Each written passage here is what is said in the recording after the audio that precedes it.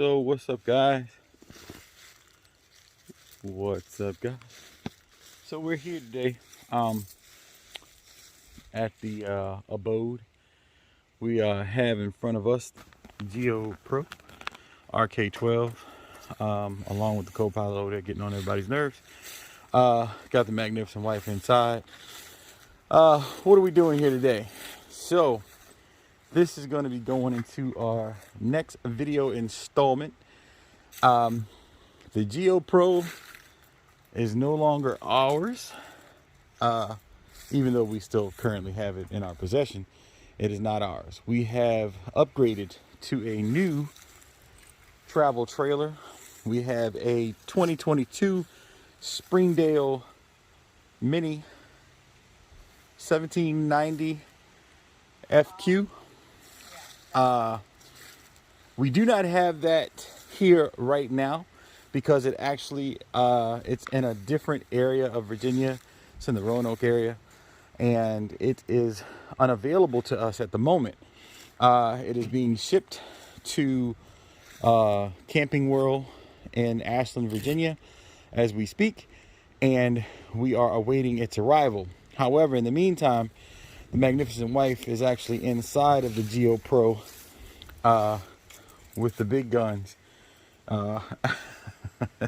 It's one of our, of course, the Wild Wild West. It's one of our decorations here for the GeoPro. However, what we're going to be doing this morning really quick is we are going to also be talking about some of the things that we like and that we dislike about the GeoPro. So, we're going to talk about a few things in the GeoPro that we actually like and we dislike. So, with that being said, I'm going to start off with just a few things. I'm going to say maybe the top 5 things about this camper that I love, that I actually love about it. The top one thing, because we didn't really talk much about it when we actually got it. So, I wanted to talk about it now. First and foremost, this GeoPro is awesome. Always has been awesome. Love this thing. However, one of the things that stand out the most about it is simply the size. The GeoPro is a great little camper. This thing is awesome. It fits anywhere, and it pretty much can be towed by almost anything. Now, I know you guys hear all the time that it can be towed virtually by any vehicle. It's not true. I have an Outlander, and it kind of struggled to carry this. And my Outlander is actually rated to carry 1,750 pounds. Now, this GeoPro is 1,282 pounds dry. Now, we did have probably a couple 100 pounds in weight that we'd carry inside of it when we went on our camping trips. But virtually, it's an awesome little camper. It pretty much take anywhere. That's the number one thing we loved about it. The number two thing is, again, the clearance that it has on it. This thing is awesome as far as taking it off-road, out into driveways, into the yard, into the camp. I mean, anywhere. Wherever you go, it's just absolutely a great little camper to have. It basically handled any type of driving conditions that we had. It was wonderful. Another cool thing that GeoPro Pro does about their little RKs here, 12s, is that my wife and I actually were talking about it this morning.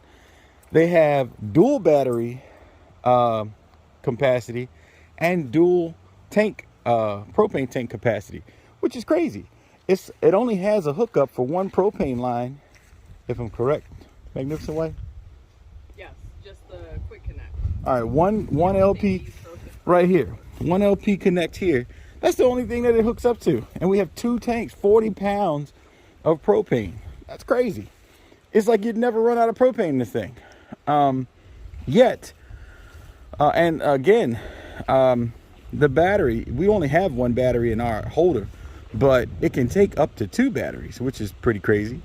But again, it's one of those things where it's just surprisingly one of those awesome things that, you know, Rockwood does with their GeoPros. So can't go wrong with that. A third thing, I would think that that we really like about it is all the amenities that come with it. For what it can serve, or the purpose it can serve, it overly has enough stuff to basically suffice for the camper who's going out for the quick weekend or whatever really you want to do. It's set up and prepped for trickle charging, for solar panels. It's got a mini fridge, the microwave. I mean, you name it. This thing has just about everything. It's such an awesome camper. And all in all, I can't go wrong with all the things that it has available on it. It's just awesome. It came with the power tongue jack. This thing, if you don't have one of these on your campers, guys, get one on your campers, because it's huge to have a power tongue jack on your campers. It really is. Just simply because, you know, it makes it so easy for the setup and the prep and whatnot for going in and out of campsites. When you get there, you're pretty much ready to get set up, and that's the last thing you want to kind of be fiddling with, is trying to take a lot of time to actually get this thing set up and running. Now, coming on the inside, it's got plenty of room for 2 people to sleep in. Now, of course, you can't see the mattress in here right now because we actually removed it. We're removing all of our stuff, but it's got entertainment value. You can actually decorate. As you can see, we already have decorations in here. It has a lot of storage right above each area. You know, you guys have seen this in our previous videos, so that's a really big thing. And it's got everything that a large camper would have in a very small package. So again, it's such a great little thing to have. The AC in this thing, I'm sure the Magnificent Wife can tell you, yeah, it works tremendously. And it only literally takes probably 30 to 60 seconds once the AC pops on to actually cool it off in this thing. It cycles on and off just like any regular air conditioning, and it does a really good job. This particular model comes with a heated mattress, so we actually can have the heated mattress portion that we're laying on when we're in here, so that made it really comfortable. And if you got a little bit cooler, you could always turn on the heating feature on that same unit up there, so that was pretty cool. It has that IVR technology, so you had the outside speaker in the rear, and you also had the inside speaker here that you could use. That was also a plus. Magnificent Wife, do you think it was anything else that you liked in particular? You could actually go true camping and just be comfortable while you sleep. We're getting a bigger camper, so I think we're gonna probably, some people might struggle with the actual camping aspect. I don't like glamping. I like camping. Yeah, so I liked that it was small enough so you could still enjoy the camping idea. But I'm gonna like having a bathroom on the inside, that's for sure. Okay. Of the new one. That's one, yeah. So that kind of segues us into the issues of what we didn't like about the GeoPro. So the first one is exactly what you see the Magnificent Wife doing right now. You can't stand up in this thing. That's a downfall. It does make it a little bit more compact and unable to move exactly the way you want. That is one of the reasons for the larger camper, for sure, to have the ability to move around and have a possibility to get around inside comfortably. As you can tell, You can stand up in here without the mattress, almost. not really. However, that was one of my biggest pet peeves. As you guys just recalled, the Magnificent Wife said one of hers was the fact that there's no restroom in this thing. Now, we had a setup in our GeoPro, for our GeoPro, to where we had an outside Thetford toilet, or potty, I should say, and a small pop-up cover to enclose it. And it worked really well. However, at the same time, yeah, if it rained it was tough. It was a tough go. It really was. And it was a pain in the butt to have to get out in pouring down rain or just wet conditions and have to kind of trek out to it. That was a little bit of a setback for us, but you know, it's what we dealt with. It's what we did, and no big deal. Another thing that I believe that was a little bit of a setback for the GeoPro is when you have a lot of, just like it's a wonderful thing to have such a very small camper, it can also be a little bit of a thing with these tires that actually came with it. It's great because you can get anywhere with this thing. Yet at the same time, it also poses a small issue for some tow vehicles. Some vehicles don't sit up quite as high as this Envoy that we have here. And the problem that we kind of come into is that unfortunately, this thing sits up pretty high, and unfortunately, or if you look over at the at my Outlander over there, it sits pretty low. The tow package is actually low to the ground, so we had to go and get these hitch adjustments that would bring the hitch way up like 2, 3, 4 inches. And I don't know, sometimes it just it had a pretty unstable ride at times when you had to deal with that type of, because the actual GeoPro, instead of it sitting level like it is now, it would actually kind of sit on lean like that, and it put a lot of extra weight on the rear end of the vehicle, causing the tires to kind of bow in towards the inside of the vehicle. Furthermore, it would wear the tires on the inside of the vehicle, and that's one huge problem that I had with my Outlander. That was definitely a problem. This cover here, one other setback is, if you look here in this area, one problem is you can see light through there. Now, what happens is when it's raining outside, if you notice, this thing doesn't have rain catches, and it doesn't have an arched ceiling. It has a pretty flat ceiling. So the thing is that the water actually pools on top of this thing when it rains. Now, how do you get that off? It's simple. You go to your front raising tongue jack, you push it up, and all the water comes cascading off the rear end.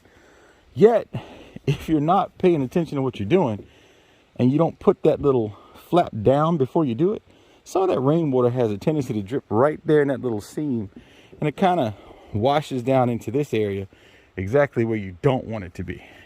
That's a huge issue as well. So that's one of those things that you definitely was a little bit of a fallback for us. The refrigerator in this, again, you have to keep in mind, it was set up for what it was meant to do. However, you do have limited space. So keep that in mind. You're totally here for the purpose of having limited space for everything that you do inside this little camper. It is not meant for, if you're like one person, 2 people, tops, and you're going out on a camping trip, yeah, it'll suffice. It did exactly what we wanted it to do as well, and we were extremely happy with its performance. But it's not quite the family camper. It wasn't ever really meant to be that way. I don't think it was really meant for that. So you definitely have to keep that in mind. That is not what this particular camper was set up for. But I'd say for a short-term camping trip, yeah, it's great. It would do great things. All in all, like I said, I can't really see a lot that was really wrong with this camper. It was great for the most part. However, there was one major setback that we had. One of the biggest setbacks we had of this entire thing was inside of this little trailer. It gets really, really warm inside of here. Now, although in these doors you do have windows that will come up, the problem that we had was 2 bodies inside of this small area generates heat. It also generates a lot of condensation, especially if the outside walls are extremely cold and the inside is extremely warm. So over time, irrevocably, what happens is you start to have condensation on the inside of your camper. This little thing definitely poses some water generating inside of here. It gets a little damp. And the unfortunate to it is there is no fantastic fan. There is no mini fan in this. So the downside to it is that it does have an issue with collecting a little bit of condensation in here. And what we found is at the end of our trips, when we would come home, we would have situations where we would have condensation on the walls. And if we had to literally air this camper out every single time that we came home, that became a pain in the butt. So that's another thing for any future owners of an RK12. Perhaps maybe you may even be the owner of this one. Yet you must take in consideration a few things that is a problem, and it can be a problem. And that is not a problem you want, because condensation can turn quickly into mold, and mold can simply ruin your RV. And I don't think anybody really wants to purposefully ruin their RV. I know I didn't want to. But yeah, guys, that's what we have going on. So again, this was a cool little update on the actual times and situations that we're dealing with our current RV situation. We look to probably get our new RV probably within the next week and a half or so. And hopefully in the next video, we'll be showing you guys a brand new 2022 Springdale. But with that being said, we continue to love you guys' adventures with us. And we love the comments. Keep the information coming in. Please share this with other campers. Share this with individuals that you'd like to share it with. You know, we're definitely trying to grow the channel. We want people to tune in. We want to give them as much information as we can on our adventures. And then we also want to offer some entertainment value to some of the things that we do and we don't do. With all that being said, thank you guys for joining us again on our adventures. Again, hopefully soon you guys will come along and see our brand new RV. And with that being said, we're going to go ahead and get back to decluttering our RV, saying our final goodbyes to the GeoPro. It was good to us, and we're hoping that our next one treats us just as well. But the Magnificent Wife signing off. The co-pilot, or should I say the choke, signing off. And again, thanks everybody for coming on the big ride on the big train with us one more time, and we hope to see you guys soon. Till then, be good. Don't forget, go all out.